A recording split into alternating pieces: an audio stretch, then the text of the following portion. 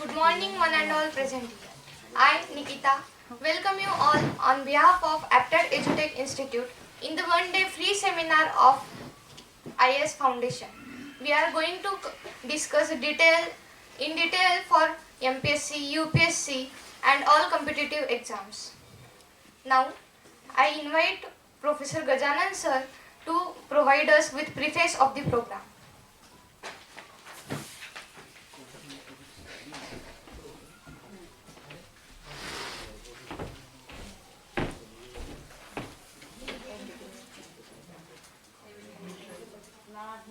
Programme 11 वाजता होता आपला, थोडा वेळ झाला. ठीक आहे ना.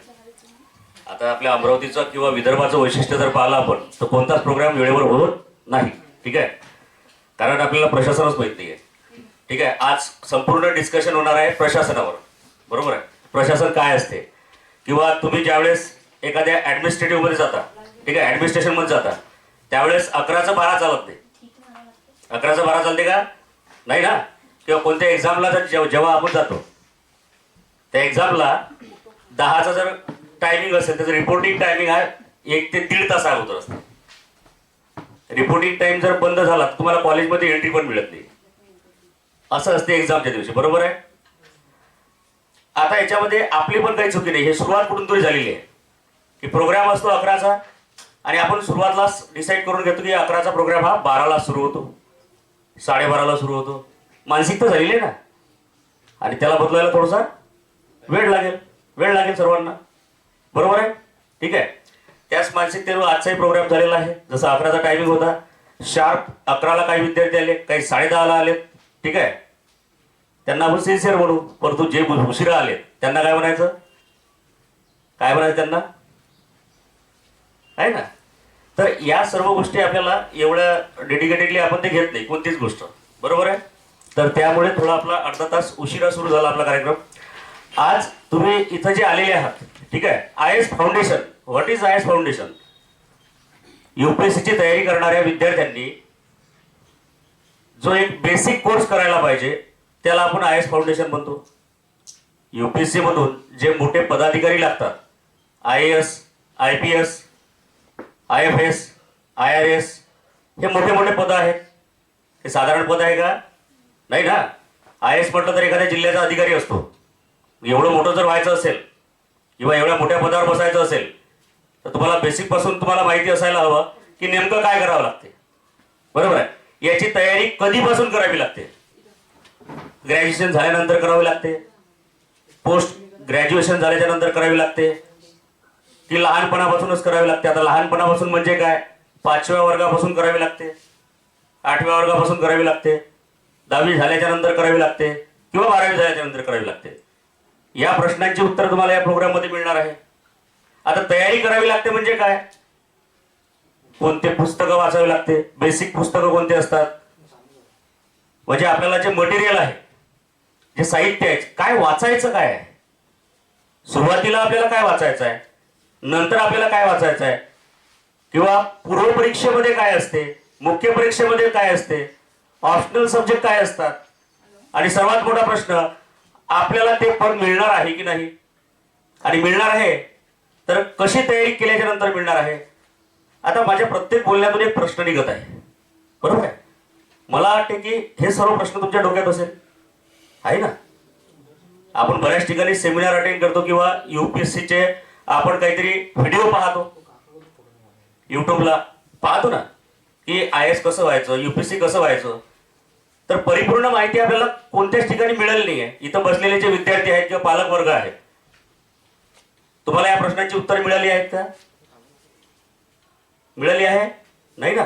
तर या सर्व प्रश्नांची उत्तरं आजच्या या प्रोग्राम मधून आपल्याला बघायचे आहेत की IS फाउंडेशन म्हणजे काय, किंवा UPSC कशी टॅकल करायची, आपल्याला IS किंवा IPS कसं व्हायचं आहे.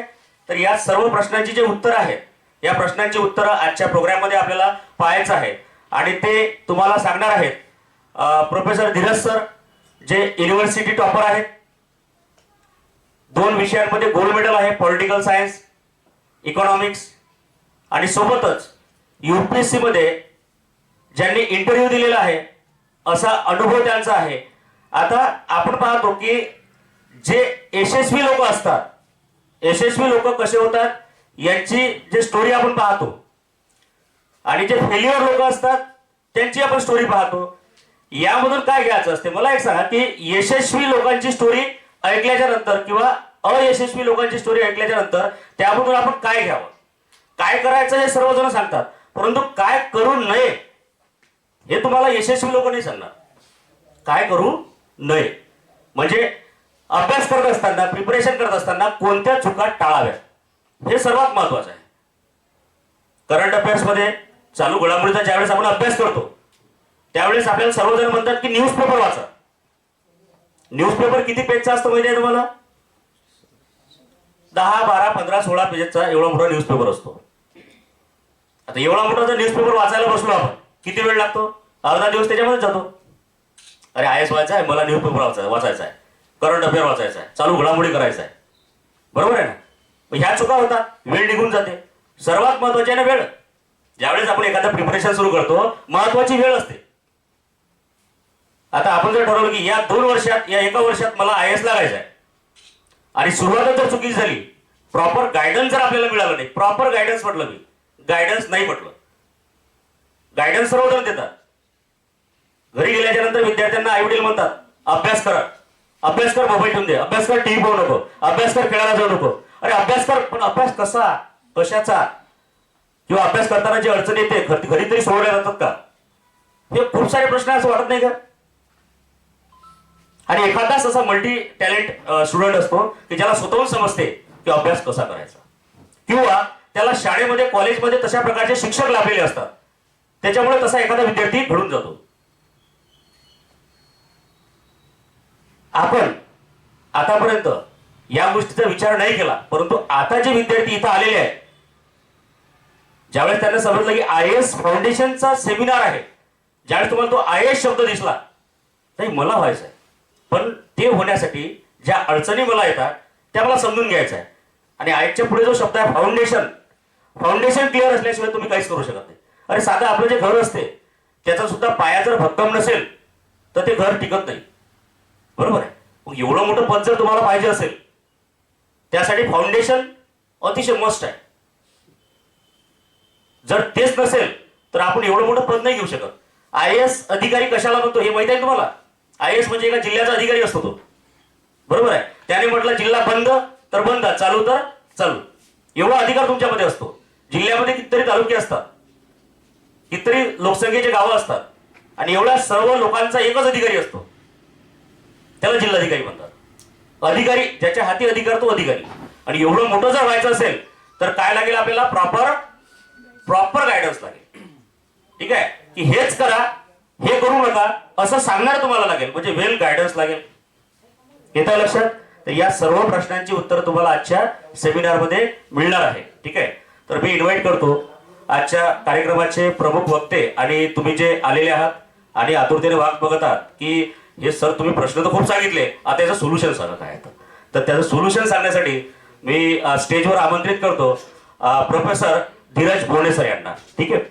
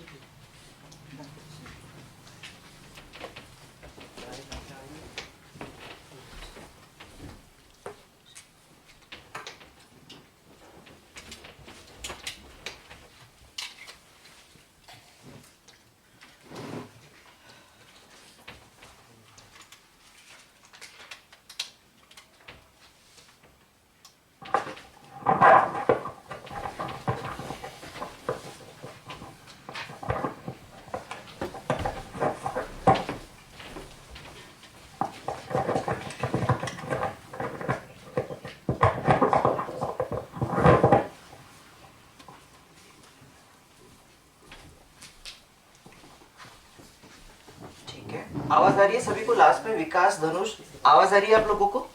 ठीक है, इधर लास्ट में वेदिका मैडम आवाज आ रही है? ठीक है, इधर आवाज आ रही है, क्लियर ऑडिबल है? ठीक है, तो शुरू करते हैं।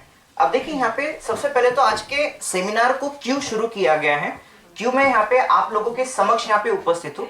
आने वाले 30 मिनट से 45 मिनट का जो महत्व है, हो सकता है ये आपके जीवन को सही दिशा दर्शन दे। आज के सेमिनार का महत्व क्या है, एक छोटे से दृष्टांत के साथ यहाँ पे शुरू करना चाहूंगा। एक जंगल था, एक जंगल में निक्या एक वाकया निक्या हमेशा हुआ करता था। होता ये था कि निक्या एक जंगल में बहुत सारे चूहे रहते थे, बहुत सारे चूहे रहते थे, और निक्या एक बिल्ली आती थी, रोज निक्या जंगल के एक एक चूहों को पकड़ पकड़ के खाती थी। रोज यही कार्यक्रम चलता था, बिल्ली आती थी, चूहों को पकड़ पकड़ के खाती थी।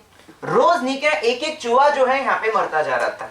सारे चूहे परेशान हो गए कि चल क्या रहा है कि बिल्ली रोज आ रही है और एक एक चूहा पकड़ पकड़ के खा रही है। सारे चूहे क्या हो गए यहाँ पे, परेशान हो गए कि भाई चल क्या रहा है यहाँ पे, चल क्या रहा है यहाँ पे। ऐसा ही चलता रहा तो सारे चूहे क्या हो जाएंगे, दुनिया से नष्ट हो जाएंगे। तो जितने भी चूहे थे उन्होंने क्या किया, एक मीटिंग भराई। अक्सर जैसे इंसानों के संगठन होते हैं वैसे चूहों का भी संगठन था। सभी चूहों ने मिलकर क्या किया, एक अपनी मीटिंग, एक बैठक जो है यहाँ पे भरवाई कि कुछ ना कुछ तो भी इसका सॉल्यूशन जो है यहाँ पे निकालना पड़ेगा, बिल्ली का कुछ तो भी करना पड़ेगा। सारे छोटे बड़े एज के चूहे निक्या एक जगह पे निक्या जमा हुए। जमा होने के बाद जितने भी चूहे थे उन्होंने रिजोल्यूशन लाया कि यार बिल्ली आके एक एक चूहे को खा ले रही है। इसकी सबसे बड़ी वजह यह है कि जब बिल्ली आती है चूहों को पता नहीं चलता। चूहे ने बोला कि इसके ऊपर कुछ ना कुछ सोल्यूशन निकालना पड़ेगा। सारे चूहे निके काफी परेशान थे। उसमें से एक अनुभवी चूहे ने बोला, अपन एक काम करते हैं, बिल्ली आती है तो हमें पता नहीं चलता, हम एक काम करते हैं यहाँ पे कि हम निके बिल्ली के गले में निके घंटी बांध देंगे। अगर बिल्ली आएंगी तो हमें पता चल जाएगा और हम बिल में जाके छुप जाएंगे। अब सारे बहुमत के साथ, स्पष्ट मेजॉरिटी के साथ ये रिजोल्यूशन पारित हो गया कि हम निके बिल्ली के गले में घंटी बांध देंगे, जिससे निके बिल्ली आए बरोबर हमें निके पता चल जाएगा। अब ये रिजोल्यूशन पारित हो गया, ये रिजोल्यूशन पारित हो गया। अब इस रिजोल्यूशन के पारित होने के बाद सबसे पहला प्रश्न ये था कि बिल्ली के गले में घंटी कौन बांधेगा, बिल्ली के गले में घंटी कौन बांधेगा। सब चूहे ने जोर शोर से प्रचार किया कि भाई अपने को बिल्ली के गले में घंटी बांधनी है। सब तैयार थे, बट सभी चूहों को पता था कि जो बिल्ली के गले में घंटी बांधने जाएगा वो पहले मरेगा, क्योंकि बिल्ली तो तैयार नहीं रहेंगी ना कि आजा चूहे मैं खड़ी हूं गले में घंटी बांध दे। ऐसा तो होने वाला नहीं था। तो सबको पता चल गया सोल्यूशन ये है कि बिल्ली के गले में घंटी बांधना है, तभी चूहे जो है यहाँ पे सुरक्षित रहेंगे, पर जो बिल्ली के गले में घंटी बांधने जाएगा वो मरेगा। सीधा सा यहाँ पे चरित्र था। सभी चूहे परेशान हो गए, किया तो किया क्या जाए। उसमें से एक चूहा जो है हाथ ऊपर करता है, जैसे रॉकी भाई एक पिक्चर में करता है, मैं करूंगा बोलते, तो एक चूहा लेके आगे आता है, बोलता है कि मैं जिम्मेदारी उठाता हूं। सब बड़े अनुभवी चूहे परेशान हो जाते कि भाई ये क्या करेगा, बिल्ली के गले में घंटी बांधना तो इम्पॉसिबल है। तो वो चूहा बोलता है कि तुम मुझ पे छोड़ दो, मैं नहीं एकदम स्मार्ट चूहा हूं। चूहा बोलता है कि मैं जाता हूं बिल्ली के गले में नहीं घंटी बांध के आता हूं। वो जो चूहा था वो आगे क्या करता है, मैं जिम्मेदारी लेता हूं बोलते। वो चूहा जाता है मेडिकल में, अक्सर उसका नहीं क्या आना जाना था।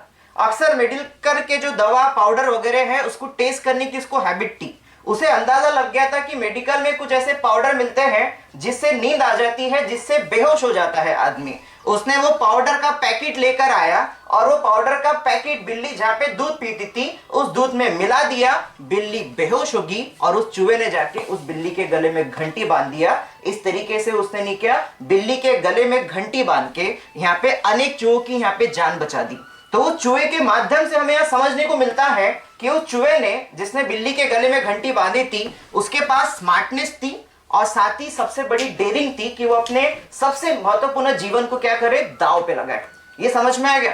तो जब इस कंटेक्स्ट में जब हम यहाँ देखते हैं तो हमें यहाँ पे पता होना चाहिए कि ये जो रिस्क है उठाने की जो क्षमता थी ये उस चूहे में थी। तो यही रिस्क और स्मार्टनेस आप में मिले, इस उद्देश्य से आज के सेमिनार का यहाँ पे आयोजन किया गया। अब सबसे पहले पिछले आधे घंटे से आप बैठे होंगे, आपके सामने स्लाइड दिख रही होंगी कि हमें आईएएस या यूपीएससी ही क्यों करनी चाहिए, why to choose IAS UPSC वगैरह वगैरह। बहुत ज्यादा बातों को घुमाऊंगा नहीं, सीधा मुद्दे के ऊपर लेकर जाऊंगा। आप मेरे सामने बैठे हुए जो विद्यार्थी हैं, आप डॉक्टर बने, इंजीनियर बने, कॉमर्स आर्ट्स के ग्रेजुएट बने, बट एक हमारे इंडिया की जो सबसे कठिनतम परीक्षा है और उसको पास करने के बाद जो हम बनते हैं उसकी जर्नी कहां से शुरू होती है। अब मैंने यहां पे एक वर्ड लिखा है, जब आप यूपीएससी पास करते हैं तो एक जनरल हमारा समझ है कि हम कलेक्टर बनते हैं। क्या बनते हैं? कलेक्टर बनते हैं। अब कलेक्टर बनते हैं ये हमें पता है कि आईएएस बनने के बाद कलेक्टर बनते हैं, बट वो कलेक्टर बनने के लिए भी हमें सिलेक्शन के तकरीबन 7 साल बाद नहीं क्या अलग अलग पद पे कार्य करना पड़ता है। कितने साल लग जाते हैं कलेक्टर बनने के लिए भी? ज्वाइन होने के 7 साल बाद आप कलेक्टर बनते हैं। अब कलेक्टर बनने के बाद आपका प्रमोशन होता है डिविजनल कमिश्नर लेवल पे। जैसे अमरावती एक विभाग है, इसके अंडर 5 जिले आते हैं, इसका एक प्रमुख होता है, उसे कहा जाता है विभागीय आयुक्त। वो बनने के लिए आपको 15 साल लग जाते हैं। उसके बाद आप देखिए आपके सर्विस में 25 से 30 साल का समय आ जाता है तो आप बनते हैं मंत्रालय में सचिव, आप बनते हैं कैबिनेट सेक्रेटरी। आप कल्पना करिए कि आपके पास देश के वित्त मंत्री, प्रधानमंत्री दिन में 10-15 बार आ रहे। कितने बार? 10-15 बार आ रहे कि ये डिसीजन है, ये प्लान है, पॉलिसी, इसका क्या करना है। कल्पना करो, मतलब जितने भी बड़े बड़े नेता, प्राइम मिनिस्टर, मुख्यमंत्रियों की मैं नाम ले रहा हूं, ये सब 10-15 बार दिन में किससे मिलते हैं? कैबिनेट सेक्रेटरी से मिलते हैं कि हमें कौन सा प्लान, पॉलिसी क्या करना है, इंप्लीमेंट करना है। ये लेवल पे हमको यहां पे जाना है। दिखने के लिए लग रहा है कि नेता लोग देश चला रहे हैं, बट वास्तविक तौर पे जो सिविल सर्वेंट है ये देश को यहां पे रन कर रहे हैं। तो महज आपको ये उद्देश्य नहीं रखना है कि मुझे कलेक्टर बनना है। कलेक्टर बनना आईएएस बनने के बाद का एक बेसिक फाउंडेशन होता है। आपको कहां तक पहुंचना होता है?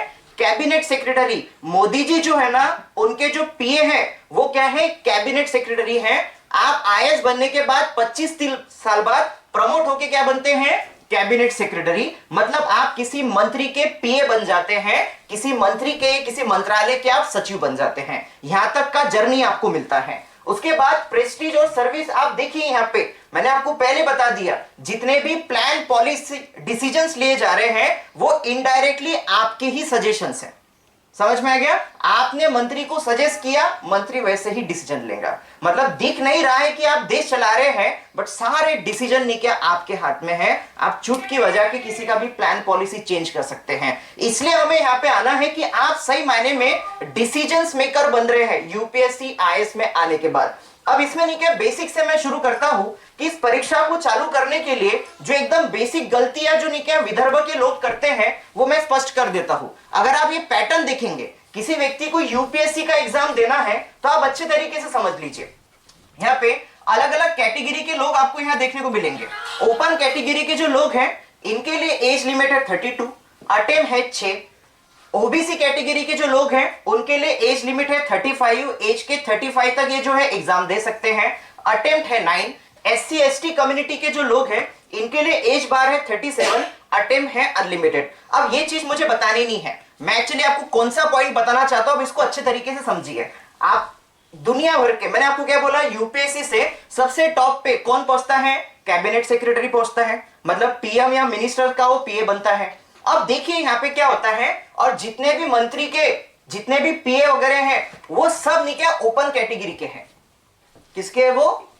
ओपन कैटेगरी के हैं। अब ये पॉइंट मैं आपको इंटेंसली यहाँ पे बता रहा हूं, मैं कोई कास्टिज्म का बायस यहाँ पे स्प्रेड नहीं कर रहा हूं। ओपन कैटेगरी के क्यों है इसके पीछे का रीजन समझ लो। होता क्या है, ओपन कैटेगरी के बंदे को पता होता है कि उसका एज बार क्या है 32, मतलब 32 साल के बाद वो यूपीएससी दे नहीं सकता। दे सकता है क्या? नहीं। अब वो क्या करेगा, प्रिपरेशन नहीं के 21 साल से सोचेगा कि मुझे 21, 22, 23, 24, 25 साल में मुझे एग्जाम पास करनी है। अब ये क्या होगा, मैक्सिमम नहीं क्या ये 25 से 30 साल के बीच में क्या बन जाएगा? आईएएस ऑफिसर बन जाएगा। क्या बन जाएगा? आईएएस ऑफिसर बन जाएगा। किसी व्यक्ति को अभी मैंने बताया कि अगर उसको कैबिनेट सेक्रेटरी बनना है तो कम से कम उसके सर्विस को नहीं क्या 25 से 30 साल का उसको अनुभव चाहिए। कितने साल का अनुभव चाहिए? 25 से 30 साल का। अगर वो व्यक्ति नहीं क्या 25वें साल में ज्वाइन हो रहा है तो 25 साल के बाद उसकी एज क्या होंगी? 50 होंगी। तो उसकी संभावना है कि वो मंत्रालय में कैबिनेट सेक्रेटरी बने। करेक्ट? क्लियर हो गया?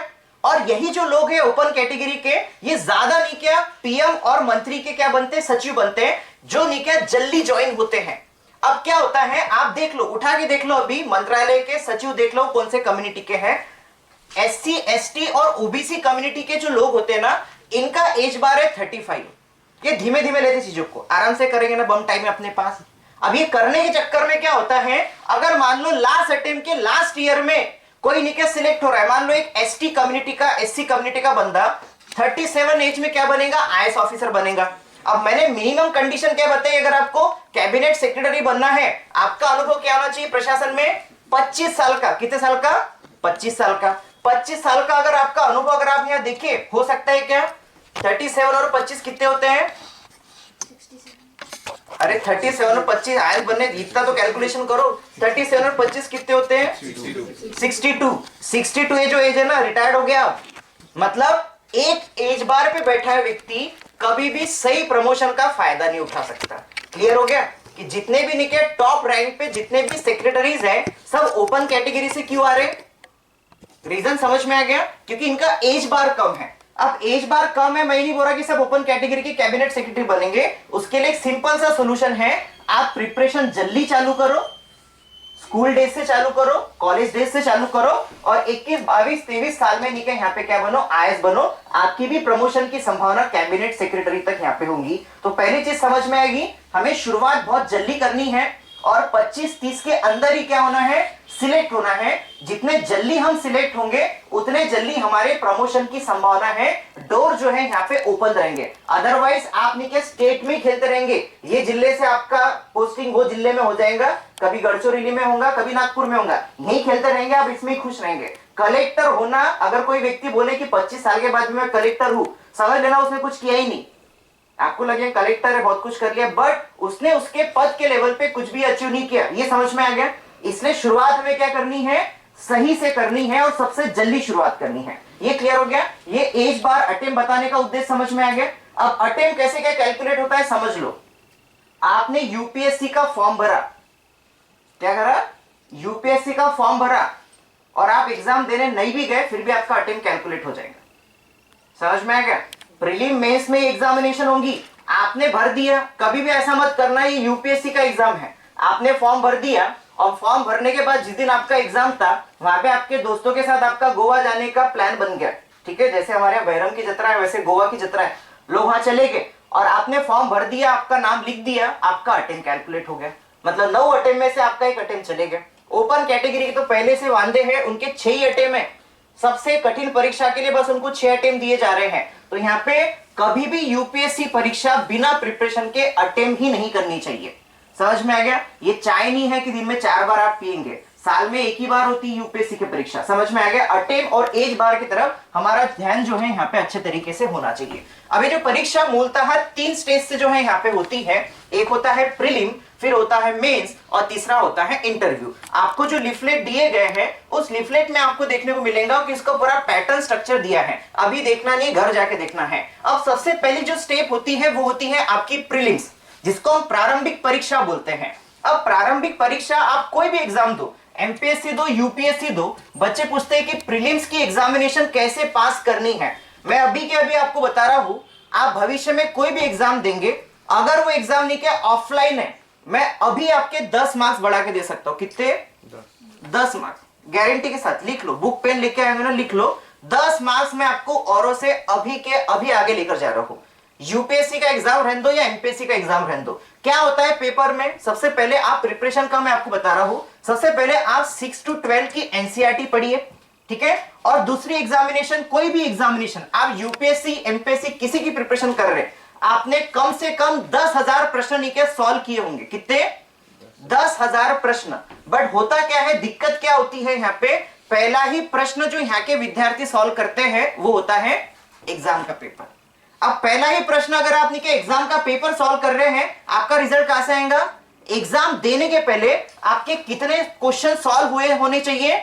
10,000। 100 क्वेश्चन देने के लिए आपके 10,000 क्वेश्चन का प्रैक्टिस हुआ होने को ना। कितने? 10,000। अगर आप ये नहीं कर रहे तो आप खुद को धोखा दे रहे हैं। हम क्या करते हैं, हमारी क्या टेंडेंसी है, विदर्भ के स्पेशली जो लोग हैं, मैं विदर्भ से नहीं हूं बट मैं विदर्भ को कुछ बोल नहीं रहा, मैंने यहाँ के लोगों को जो ऑब्जर्व किया, यहाँ के लोग भयानक एस्केपिस्ट है। इनको प्रीवियस ईयर क्वेश्चन पेपर देखना पसंद नहीं है।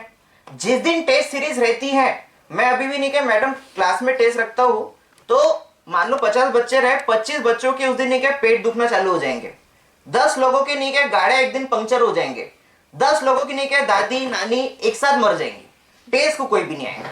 ये हमारा एस्केपिज्म है। तो हमें पेपर देने के पहले कितने क्वेश्चन सॉल्व कर लेने हैं? 10,000 क्वेश्चन जो है यहाँ पे सॉल्व कर लेने हैं। अब इसमें मैंने आपको क्या बोला, सबसे बड़ा रोल क्या होता है? प्रीवियस ईयर क्वेश्चन पेपर का। आप जो एग्जाम देना चाहते हैं उसके पिछले 10-15 साल के पेपर देख लो, आपको आपके स्टडी का स्टैंडर्ड समझ में आएगा। अब मैंने आपको क्या गारंटी दी थी कि आप पेपर देने के पहले मैं आपके 10 मार्क्स जो है बढ़ा देता हूं। बढ़ाने के आपको 10 मार्क्स, अभी आपने यूपीएससी एमपीएससी का पेपर भी नहीं दिया, मैं आपको एक टेक्निक बता रहा हूं, आपको कोई नहीं बताएगा ये, ठीक है, कैसे पेपर में 10 मार्क्स जो है औरों से आगे चले जाना है। अब आपके ज्यादातर जो मेन पेपर है जिसका क्राउड ज्यादा है वो होते हैं ऑफलाइन। अब मान लो आपके सामने क्या है, यहाँ पे कुछ ना कुछ आपके सामने पेज रखा हुआ है, उसको हाथ में लो, जो भी पेज आपके सामने उसको हाथ में लो। मान लो कि नीचे ये आपका नीचे क्वेश्चन पेपर है। अब यूपीएससी के पेपर में क्या होता है, ये आपका क्वेश्चन पेपर है और ये है आपका आंसर पेपर। ध्यान से सुनिए, ठीक है, ये आपका क्या है, यहाँ पे क्वेश्चन पेपर है और ये है आपका आंसर पेपर, और इसमें एक क्वेश्चन के 4 ऑप्शन आते हैं, 1 2 3 4, राइट। इस तरीके से आपका पेपर आता है। ध्यान दो, 10 क्वेश्चन के आंसर आपके ऐसे बराबर हो जाएंगे। कैसे? अगर ये टेक्निक फॉलो करेंगे। सबसे पहले बच्चे क्या गलती करते हैं कि क्वेश्चन पेपर जो है उसका क्वेश्चन नंबर 1 पढ़ते हैं। मान लो आपने क्वेश्चन नंबर 1 पढ़ा, ठीक है, अब इसके बाजू में आपको लगकर यहाँ पे होती है आपकी ओएमआर शीट। क्या होती है आपकी?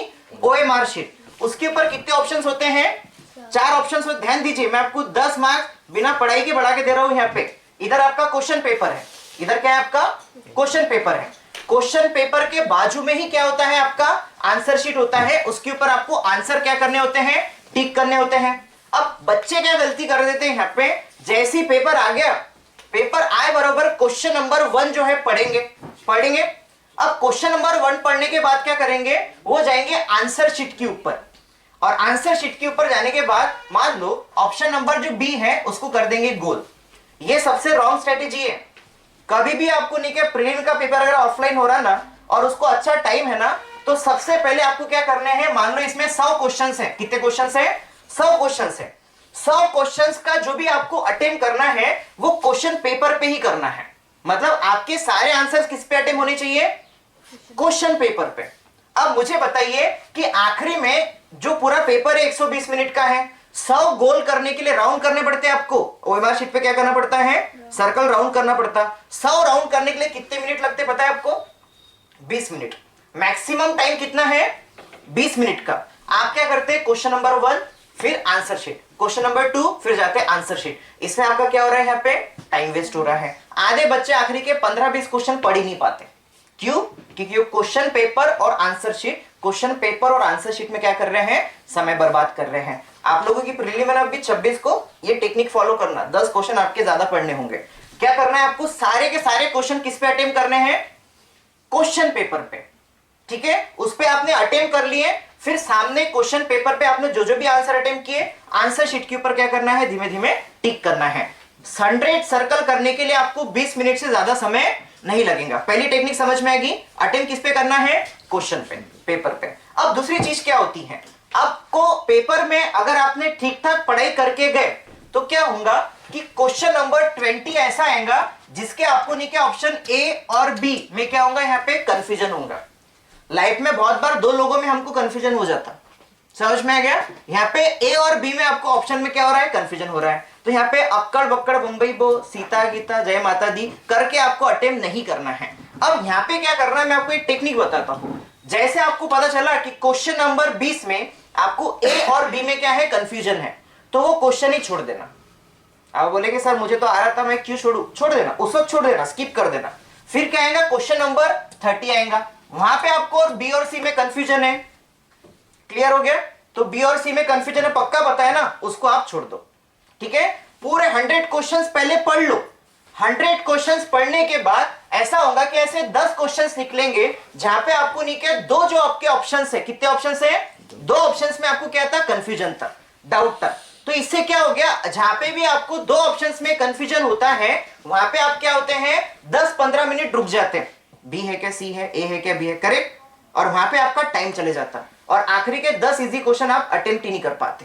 क्लियर हो गया? तो ऐसे इसमें जिन जिन क्वेश्चंस में आपको कंफ्यूजन है उसको उस वक्त के लिए क्या कर देना, स्किप कर देना। स्किप करने के बाद जब सारे क्वेश्चंस आपके पढ़ के हो गए वापस आना और जहां जहां पे भी आपको डाउट था, ऐसे 10 क्वेश्चन आपने अटेम्प्ट करके रखे थे, गोल करके रखना। अब चलो ठीक है, क्वेश्चन नंबर 20 में ए था ना, फटाक से ए को क्लिक करना, ठीक है। इसका बी था तो बी को स्टिक करना, जो भी है अटेम्प्ट करना, बट उस वक्त जब कंफ्यूजन हो रहा उस वक्त आगे बढ़ जाना, नहीं तो क्या होगा, आप कंफ्यूजन में इतना टाइम कंज्यूम कर देंगे, आगे के क्वेश्चंस आपके अटेम्प्ट होंगे क्या नहीं। क्लियर हो गया, मुद्दा समझ में आ गया। तो ये दूसरी टेक्निक जो है आपको यहाँ पे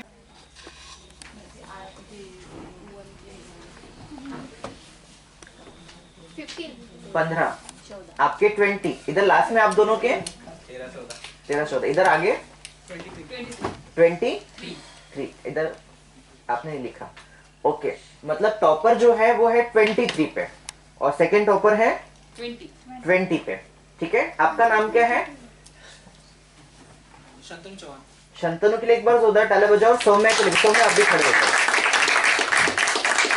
आपने जो 23 वर्ड लिखे ना, पढ़ो और आप भी पढ़ो, मतलब क्वालिटी भी अपने को पता चल जाएंगे। Hi, myself Shantanu Chauhan. I have born in Sound Amravati district.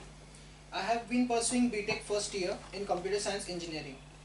And according to me, नहीं, उसमें जो है वही, ये वही हाँ, full stop हो गया। According to me उसके बाद। According to me. सौम्य आप पढ़िए आपके 20 words. Myself Soumya Fiske. I study in class 6. I like to play badminton and I want to become an Air Force officer. फिर इनके भी 21-22 हो आपके कितने हो गए? पढ़ो रहा, तुमने क्या लिखा? ये कैसा है पता है क्या? कम शब्द क्यों लिखे गए प्राची मैडम? क्योंकि अपने बारे में लिखने के लिए बोला जुनैद भाई, उसके बारे में लिखने के लिए बोलते थे ना, बस सर रुको और टाइम दो, 10 दिन लिखते बैठते थे, चालू करते थे गुलाबो, यहाँ से लिखना चालू कर देते। तो एनीवेज 23-20 आपका एवरेज है बट जी, ठीक है। यूपीएससी क्या डिमांड कर रहा है? 9 मिनट में आपको 200 शब्द लिखते आने चाहिए। अब ये तो एकदम इजी टॉपिक था, आपको खुद के बारे में लिखना था। यूपीएससी में ऐसे ऐसे टॉपिक आएंगे, उसके बारे में आपको 9 मिनट में 200 शब्द लिखना है। और लिखते लिखते, अभी जैसे मुझे सौम्या का जो नीचे आंसर, उसने 20 वर्ड जो लिखी, कंक्लूडिंग लिखा, उसका एंड हुआ प्रॉपर सेंटेंस कि उसको एयरफोर्स में वगैरह वगैरह जाना है, राइट। तो ऐसा कंक्लूडिंग होना चाहिए। और शब्द का क्या महत्व होता है, और एक शब्द इधर का उधर कर देने से क्या अनर्थ होता है, एक छोटा सा उदाहरण दूंगा। गजानन सर, क्या हुआ कि जब मैं क्या कॉलेज में था, तो कॉलेज में एनएसएस नाम का एक ग्रुप होता है, अमोल सर को पता होगा, सर कॉलेज पे लेक्चरर है। तो कॉलेज में एनएसएस नाम का ग्रुप था। अब वो उसका मुझे मेंबर बना दिया। एक होता है, एक तो एनसीसी का मेंबर बनो, एनएसएस का मेंबर बनो, या खाली पीली रहो। तो मैंने बोला खाली पीली रहना तो अच्छा नहीं, अपन एनएसएस में ज्वाइन हो जाते हैं। अब एनएसएस में मैं ज्वाइन हो गया, ठीक है। पता चला था कि इसमें कुछ नहीं करना पड़ता। तो मेरा जो दोस्त था ना, कोऑर्डिनेटर था, ठीक है। कोऑर्डिनेटर वही बनते जो सबसे फुर्सती लोग रहते हैं। अब उसने कार्यक्रम रखा। कार्यक्रम कौन सा रखा? 1 दिसंबर क्या आता है? 1 दिसंबर आता है वर्ल्ड एड्स डे, ठीक है। तो उसने कार्यक्रम रखा एनएसएस की तरफ से वर्ल्ड एड्स डे के ऊपर। अब एड्स डे के ऊपर कार्यक्रम रखा, उसने बोला धीरज तुझे बोलने आना पड़ेगा। मैंने बोला पागल है तू, कोई भी प्रोग्राम में मुझे बोलने के लिए बुला रहा, कम से कम कार्यक्रम तो अच्छा रखना था। गांधी जयंती, अंबेडकर जयंती, एड्स डे पे उसने मुझे प्रमुख वक्ता के तौर पे बोलने बुला दिया, ठीक है। अब मैं चले गया, मैंने सारा क्या ही बोलना भी एड्स डे के ऊपर वगैरह वगैरह। फिर भी मैं थोड़ा बहुत प्रिपरेशन वगैरह वगैरह करके चले गया, ठीक है। अब वहां का जो एंकर था गजानन सर, वो इतना डेंजर था, मतलब वो एंकर मुझे जिंदगी में याद रहेगा। उसने नहीं क्या, कार्यक्रम की प्रस्तावना चालू कर दी है। प्रस्तावना चालू किए तब बराबर उसने क्या बोला कि आज जागतिक एड्स डे है, मतलब वो एड्स को बोलने लग गया एड्स। मैं सोचने लग गया साला मैं तो एड्स के बारे में बोलने आया था, यहाँ पे जागतिक एड्स डे मनाया जा रहा है, एक चीज। और दूसरी चीज कि वो मेरा परिचय देना गजानन सर ने क्या चालू करता है, वो परिचय देना चालू करता है कि ये धीरज है वगैरह वगैरह, ये क्लास में टॉपर वगैरह वगैरह है, ये अच्छा बोलता है वगैरह वगैरह, और इसने बहुत सारा सोशल सर्विस वगैरह वगैरह किया है। ये बोलते बोलते वो जोश जोश में बोल देता है कि धीरज ने बहुत सारा काम किया है, इधर भी वर्क किया, उधर भी वर्क किया है, और धीरज के रोम रोम में एड्स बसा हुआ है। तो अब उसको बोलना था कि भाई रोम रोम में इसकी समाज सेवा बसी वाली है, उसने मेरे रोम रोम में डाल दिया एड्स। तो बेसिकली आपको समझना है कि एक वर्ड इधर का इधर हो गया ना, तो अर्थ का जो है यहाँ पे अनर्थ हो जाता है। समझ में आ गया? तो यहाँ पे सबसे पहले आपको समझना है अब गुड हैंडराइटिंग। पहली चीज तो आपको चाहिए स्पीड, नॉलेज, लिखना क्या है सब मैं आपको बता दूंगा क्लास में। ये 3 चीजें आपको सेल्फ डेवलप करनी है। अब ये होती है यहाँ पे गुड हैंडराइटिंग। जुनेद, क्या होता है कि 4 लड़कियां खड़ी हैं बाहर, उसमें से आप किससे बात करना चाहेंगे जो सबसे सुंदर है, जो एवरेज दिख रही है, या जिसको देखकर ही डर लग रहा? किससे बात करेंगे आप? जो सुंदर है। और ये सेम बात प्राची के ऊपर भी लागू होंगी, जो सबसे हैंडसम लड़का दिख रहा होगा उसी से बात करेंगी। अब जब पेपर चेक करने वाला जो व्यक्ति है ना, उसके सामने 4 पेपर है। पहला पेपर ऐसा आया कि वो सीधा कैसे लिखा है, उल्टा समझ में नहीं आ रहा है ना। आपको पता होगा पिकासो नाम का नहीं एक पेंटर हुआ, वो इतना डेंजर पेंटर था, उसकी पेंटिंग बहुत मीनिंगफुल थी। एक बार मैडम उसने क्या किया कि एक बहुत अमीर महिला का नीचे चित्र निकाला। उसका चित्र निकालने के बाद क्या हुआ कि नहीं क्या, उसने चित्र निकाल दिया 1 हफ्ते के बाद, और नहीं क्या 1 हफ्ते के बाद नहीं क्या वो पिकासो के पास आई और उसको बोली कि भाई ये जो चित्र है बहुत अच्छा है, मेरा तूने पोर्ट्रेट निकाला, बस इसमें मेरी जो नाक है ना इसको थोड़ी सीधी कर दे। बोले पिकासो बोले ठीक है 1 हफ्ते के बाद आओ। 1 हफ्ते के बाद वो महिला आई, पिकासो बोले नहीं आपकी नाक मुझे एकदम प्रॉपर स्ट्रेट करनी है और 1 हफ्ते के बाद आओ। वो महिला और 1 हफ्ते के बाद आई, फिर भी नहीं बना। 1 महीना चक्कर लगाते रही, वो परेशान हो गया, यार क्या मतलब देखो नाक सीधी करने के लिए इतना टाइम क्यों लग रहा है, तूने तो बनाया ना। पिकासो बोले कि नाक सीधी करना मेरे लिए कोई बड़ी बात नहीं है, मुद्दा ये बोलते कि मुझे नाक ही नहीं दिख रही कहां पे है। तो पिकासो जो है इस तरह की पेंटिंग किया करता था। और कुछ लोगों के हैंडराइटिंग पेपर ऐसे होते हैं, मतलब सीधा कहां से लिखा है, पढ़ना सीधा करके है कि उल्टा करके पढ़ना है, ऐसा भी समझ में नहीं आता है। तो आपकी गुड हैंडराइटिंग स्किल बहुत ज्यादा मैटर करती है, क्योंकि पेपर चेक करने वाला जो है उसकी मानसिकता ही नहीं होती है पेपर चेक करने की। मैंने पिछले बार आंसर राइटिंग के ऊपर जो नीचे आपको नीचे सेशन दिया था उसमें बताया था कि पेपर चेक करने वाले पेपर चेक ही नहीं करते। अगर आप उनसे पेपर चेक करवा ले, आपकी हैंडराइटिंग अच्छी है, प्रेजेंटेशन अच्छा है, तो वो आपका पेपर चेक करेंगे। और जिसका बहुत अच्छे से प्रेजेंटेशन है, हैंडराइटिंग बहुत अच्छी है, वो मैं पहले आपको बता दे रहा हूं कि हर क्वेश्चन में 2-2 3-3 मार्क वो औरों से आगे जा रहा है। आपने बहुत कंटेंटफुल लिखा है बट वो समझ में ही नहीं आ रहा, इसका कोई मतलब ही नहीं है ना। समझ में आ गया? अब ये जो सारी चीज होती है, फ्लो ऑफ राइटिंग और यूज ऑफ वर्ड्स, आप शब्दों का चयन ऐसे करें कि वो लोगों के समझ में आए। आप कितने जो लोग हैं यहाँ पे हिंदी, इंग्लिश, मराठी किसमें यूपीएससी करना चाहते हैं? मतलब मराठी में कितने लोगों को यूपीएससी करनी है, हिंदी में कितने लोगों को यूपीएससी करनी है और इंग्लिश में? ठीक है, तो मेजोरिटी यहाँ पे इंग्लिश वाले हैं। अब मान लो एक एग्जांपल मैं आपको दे रहा हूं कि जो आपका कंस्ट्रक्शन जो है, शब्दों का चयन जो है वो कैसा होना चाहिए। आप नहीं क्या भारी भारी शब्द जो है यहाँ पे लिख रहे हैं, आप ऐसा लिख रहे हैं यहाँ पे आंसर राइटिंग में कि वजीर आजम के मिजाज आज नासाज है, मतलब आप सीधा बोलिए ना कि प्राइम मिनिस्टर का मेन फंडा क्या है, आंसर राइटिंग का। अब हम चलते हैं यहाँ पे इंटरव्यू की तरफ। अब इंटरव्यू जो है आपको मैं बताता हूं, यहाँ पे बेसिकली इंटरव्यू होता है 275 मार्क्स का। कितने मार्क्स का होता है? 275 मार्क्स का आपका क्या होता है यहाँ पे इंटरव्यू होता है। अब ये जो आपका 275 मार्क्स का जो इंटरव्यू होता है ना, अभी तक जितने भी रिजल्ट मार्कशीट मैंने देखी है उसमें आप देखेंगे एवरेज जो मार्क्स पैनलिस्ट जो देते हैं वो होते हैं 275 में से 110। कितने देते हैं? 275 में से 110 मार्क्स जो है यहाँ पे देते हैं। और आप कितना भी अच्छा मेकअप वेकअप करके जाए, तैयारी करके जाए, कितने भी अच्छा बोले, आपको 275 में से कितने मार्क्स वो देंगे? 220। कितने मार्क्स देंगे? 220 जो है यहाँ पे वो मार्क्स देंगे।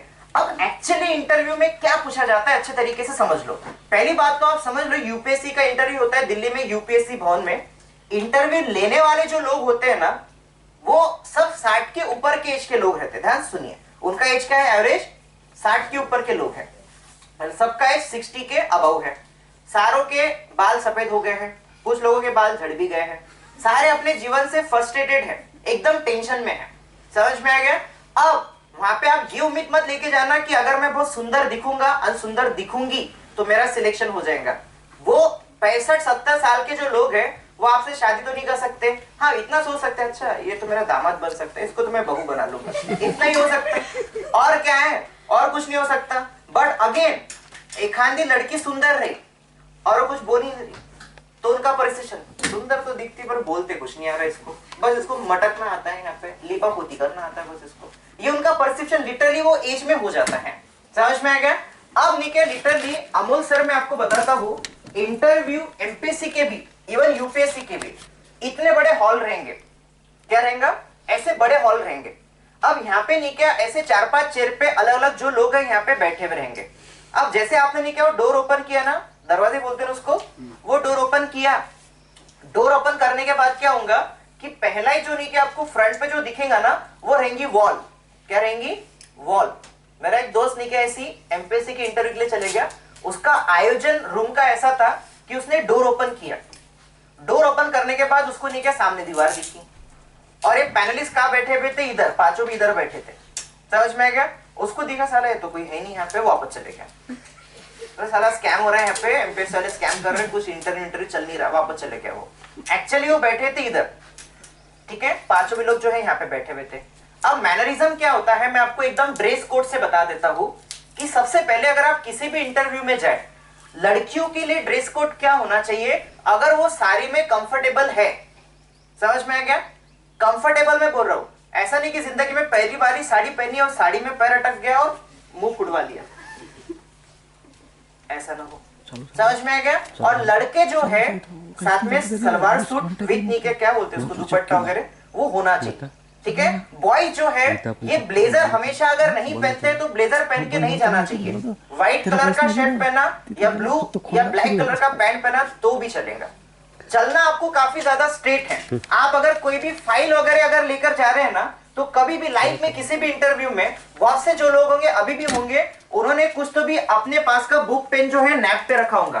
कभी भी नैप पे कुछ भी नहीं रखते हैं। किसी के पास कुछ रखा हुआ है कि उठा लो, मांडी के ऊपर आपकी बुक पेन पेंसिल फाइल वाइल कुछ भी नहीं रखते, वो हमेशा टेबल पे रखते हैं। अब आप बोलेंगे सर सामने टेबल ही है तो क्या सर पे रखेंगे, ठीक है, वो अलग बात है, अगर टेबल रहा तो टेबल पे रखो।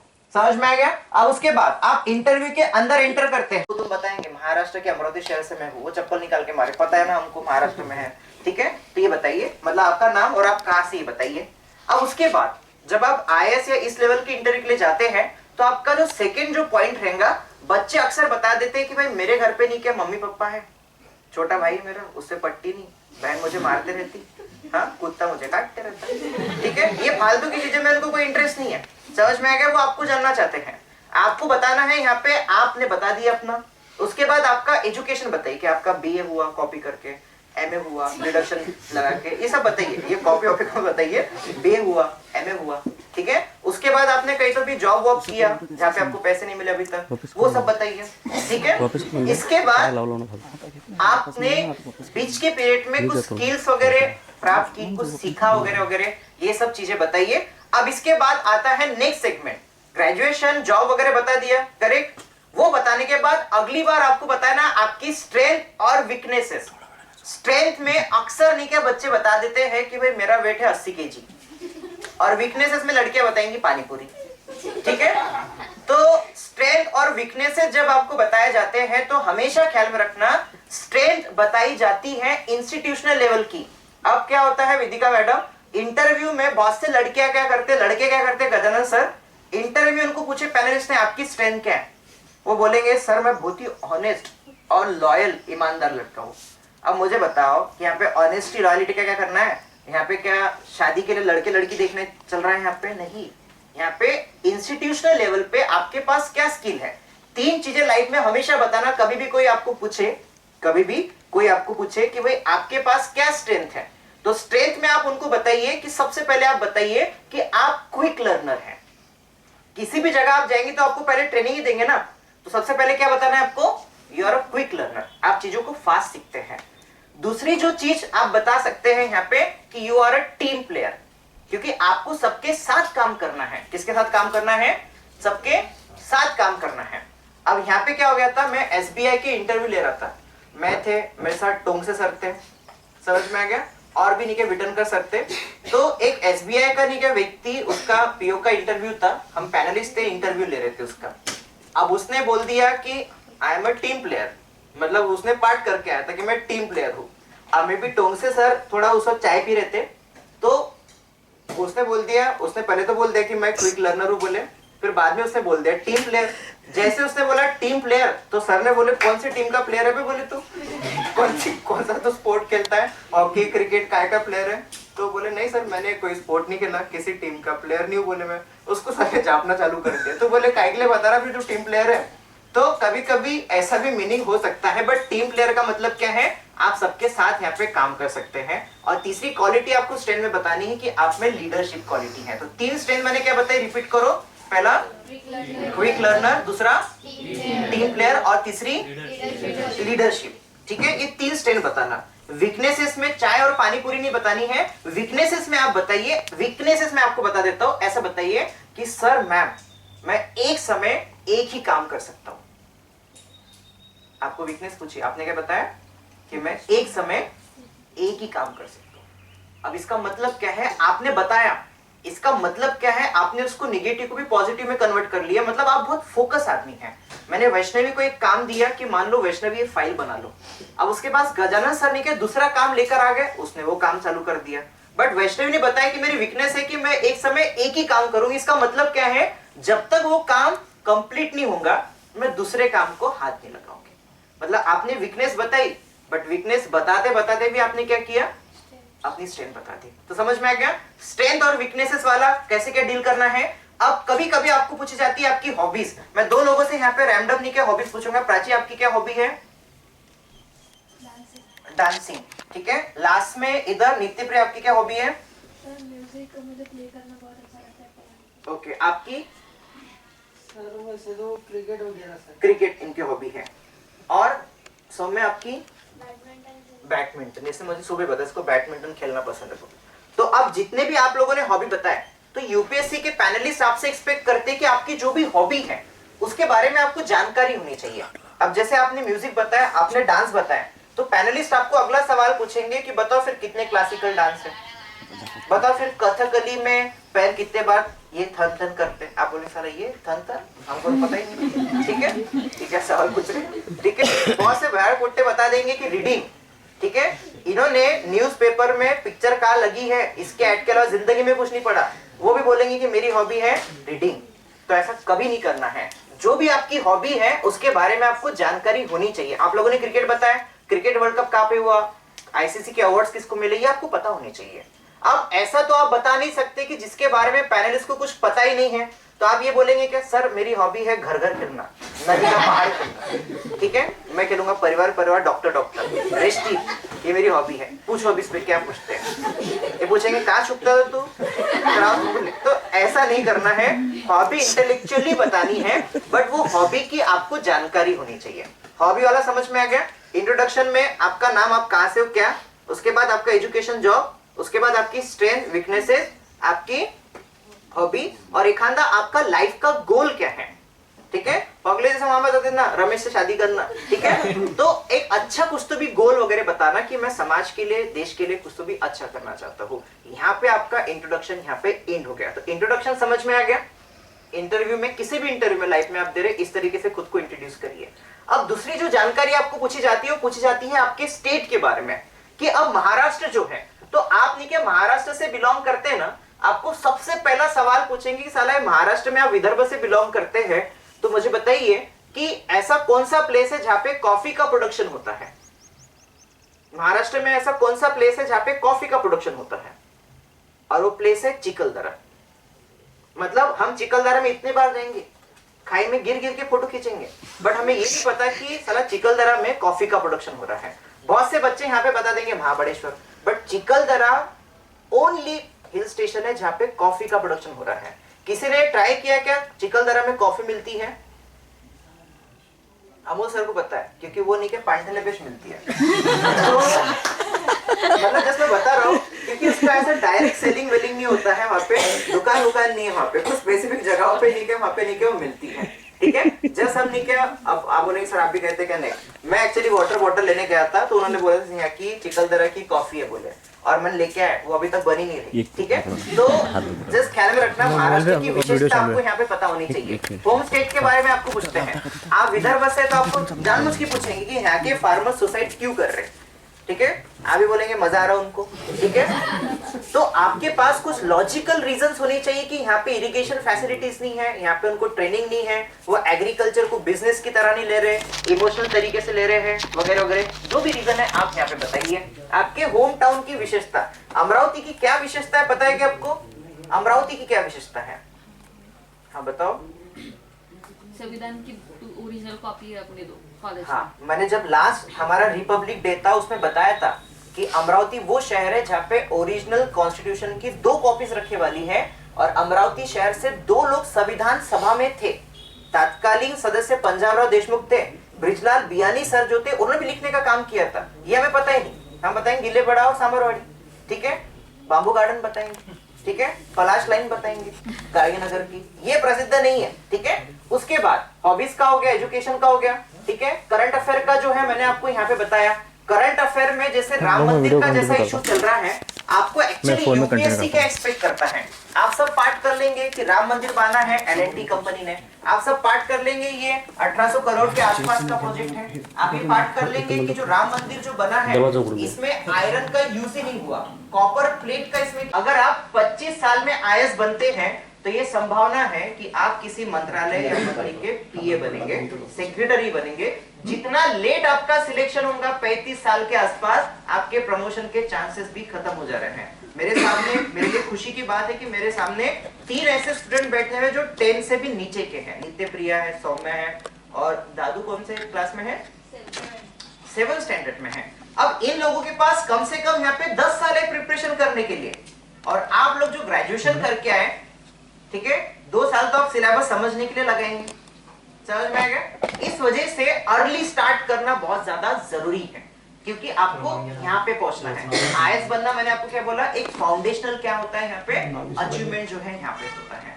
तो एनीवेज, इस सेमिनार के माध्यम से जो लोग भी यहाँ पे लेट आए उन लोगों को रिकॉर्डेड सेशन बाद में देखने को मिल जाएगा। आफ्टर सेशन हम मीटिंग कर सकते हैं सिलेबस पैटर्न के बारे में। आने वाले मंडे से हम एक फाउंडेशन प्रोग्राम शुरू कर रहे हैं। 5 बजे फाउंडेशन प्रोग्राम चालू होगा, जिसमें यूपीएससी जो दुनिया की सबसे टफेस्ट एग्जाम है उसका पैटर्न सिलेबस के साथ हर विषय को हम नहीं क्या समझाएंगे। अब इसका बेनिफिट क्या होगा? इसका पहला बेनिफिट होगा आप यूपीएससी के लिए एलिजिबल हो जाएंगे।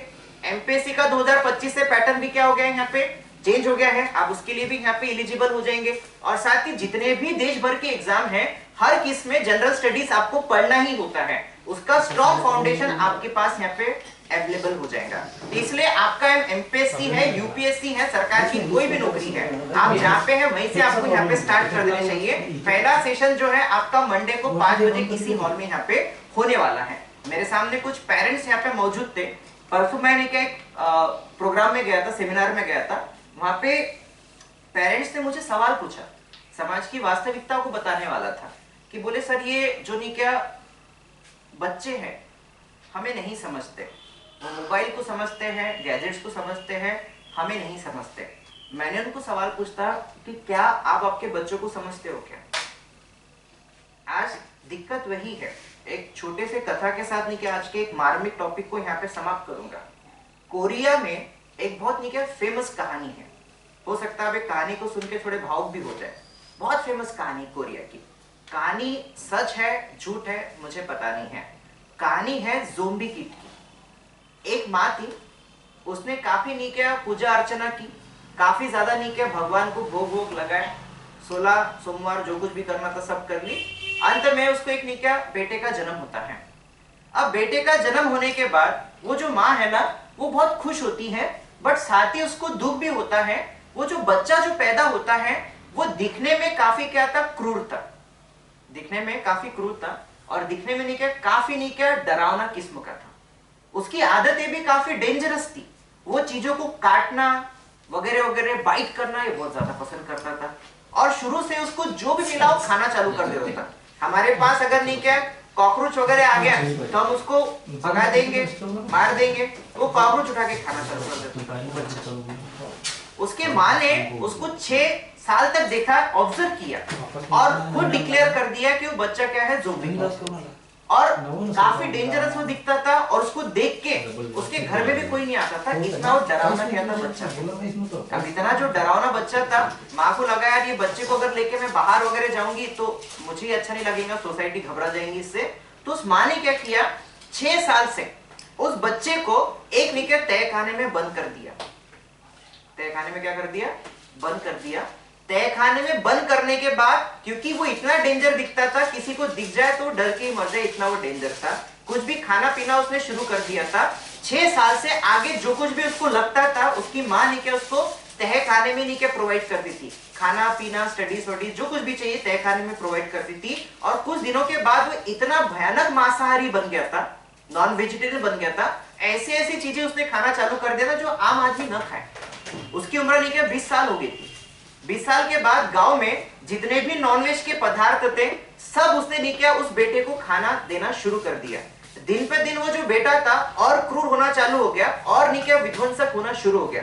25 साल की एज आ गई, इतना मांस मटन वो खाना चालू करता है कि लिटरली उस गांव के सारे मीट शॉप चिकन मटन की दुकान उन्हें मना कर दिया, हमारे पास मीट नहीं बचा। बेटे को भूख लगती थी, बेटा चिल्लाता था, शोर शराबा करता था, बाहर आवाज ना चले जाए इसलिए माँ ने खुद नहीं क्या शिकारी करना चालू कर दिया।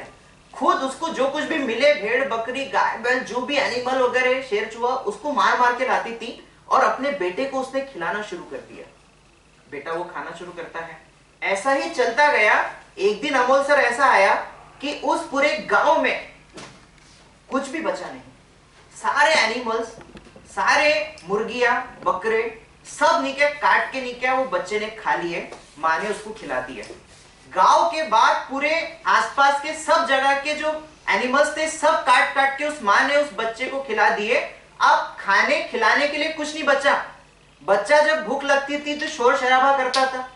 आज का दिन आ गया, फिर से वो शोर शराबा करना शुरू करता है, चिक रहा है, चिल्ला रहा है। माँ को पता है कि खिलाने के लिए कुछ भी नहीं है। माँ ने ये फैसला लिया कि अब मैं इसको क्या खिलाऊं, सिवाय मांस के कुछ खाता ही नहीं है। वो जो माँ है वो क्या करती है, चाकू उठाती है और अपना एक हाथ काट देती है और खुद का हाथ जो है वो ज़ोंबी किट को नीचे के तय खाने में खाने के लिए देती है। 5 मिनट में वो हाथ खा लेता है। उस दिन की उसकी भूख मिट जाती है। अगला दिन आता है, फिर से माँ के सामने प्रश्न है इसको क्या खाने के लिए दिया जाए। अब माँ अपना नीचे दूसरा हाथ भी काट देती है। अब यहाँ पे मोटिवेशनल स्टोरी चल रही, कॉमेडी मत घुसा देना सर, एक हाथ तो कट गया तो दूसरा कैसे काट दी, ठीक है। तो पहला हाथ काट लिया, ज़ोंबी ने वो खा लिया। दूसरा हाथ काट दिया ज़ोंबी ने, वो भी खा लिया, ठीक है। फिर तीसरे दिन नहीं क्या उस माँ ने अपना पैर काट लिया, एक पैर दे दिया, पोते ने वो भी खा लिया पकड़ पकड़, ठीक है।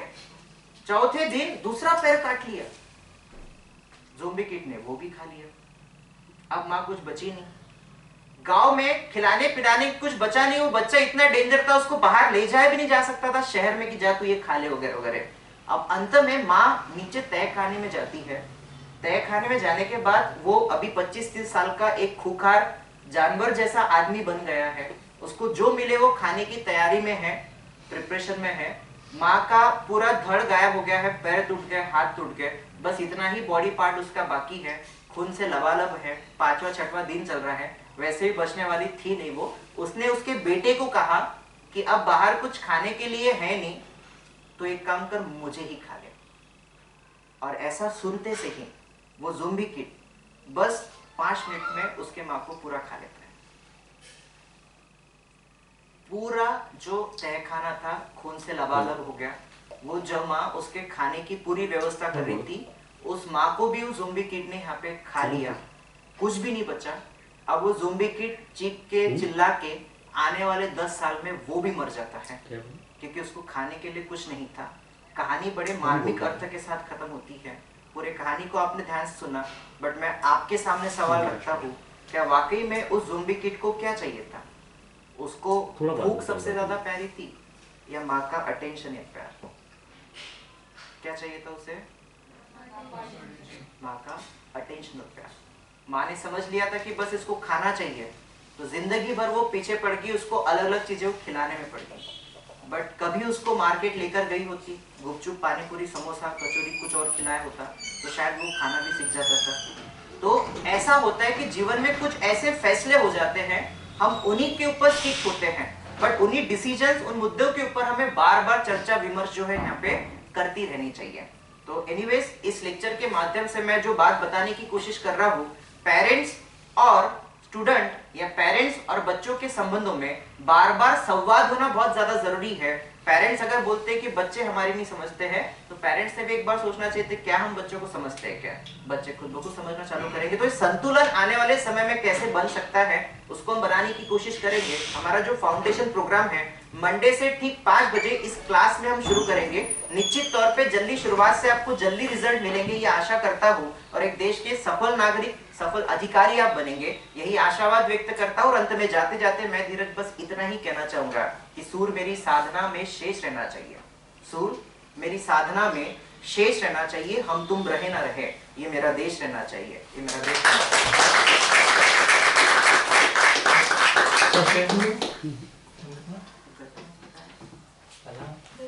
निकिताला पाठव.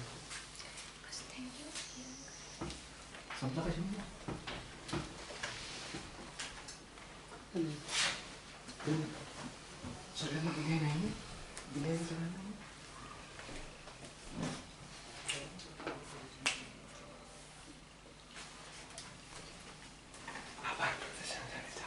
Thank you sir for your कोणीतरी guidance. एकजण आभार करून टाका. प्राची मोठा फॅन सगळे फॅन पटकन आभार करून टाका ना, विद्यार्थी आले वगैरे. जाणं पटकन. आता मी वैष्णवी मॅमला आभार प्रदर्शनासाठी आमंत्रित करते.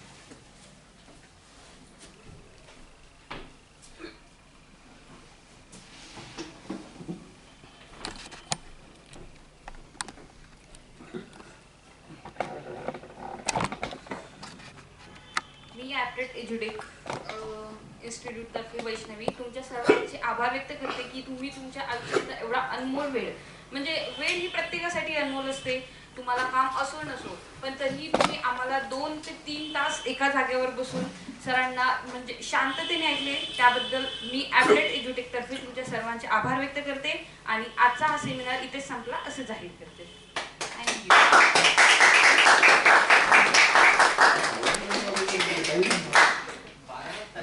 मंडे के दिन मतलब 5 बजे का जो समय है उस समय नहीं कि आपके हम फाउंडेशन क्लासेस चालू करेंगे। पहले 2 से 3 जो है उसकी कोई फीस वगैरह 2 से 3 का टाइम उसकी कोई फीस वगैरह नहीं है, आपको डेमो सेशंस वगैरह कर सकते हैं। जो फैकल्टी मिश्रा सर वो दिल्ली से है, गजानन सर भी यहाँ पे है, और भी जो बाकी फैकल्टीज है जो एडमिनिस्ट्रेशन सर्विसेज में जुड़े हुए हैं और इनको टीचिंग का पिछले 10-20 साल का एक्सपीरियंस है।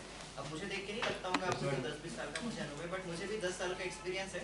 मेरे कॉलेज में जहाँ पे मैं पढ़ाता हूँ तो वहाँ के प्रोफेसर और हमें नहीं क्या कंपटीशन चल रही दाढ़ी बढ़ाने की, तो मतलब उस वजह से मैंने थोड़ी दाढ़ी वाड़ी बढ़ाना चालू कर दिया ताकि लगे कि मैं एक अनुभवी शिक्षक हूँ। तो एनीवेज कि आपके जो भी फाउंडेशन क्लास है हम परसों से मतलब मंडे के, कल संडे है, भूल मत जाना कि हमने क्या इंस्पिरेशन दी, क्या बनना है।